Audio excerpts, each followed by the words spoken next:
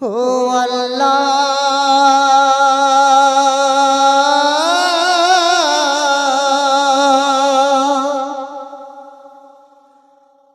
তুমি মাকে হাজার বছর বাঁচিয়ে রেখো, তুমি বাবাকে হাজার বছর বাঁচিয়ে রেখো। আমার স্বপ্ন বেচে দেব, আমার রক্ত বেচে দেব, আমি দিন মজুরি করে তোমার সর্বসুখ দেব, আমার জীবন দিয়ে দেব।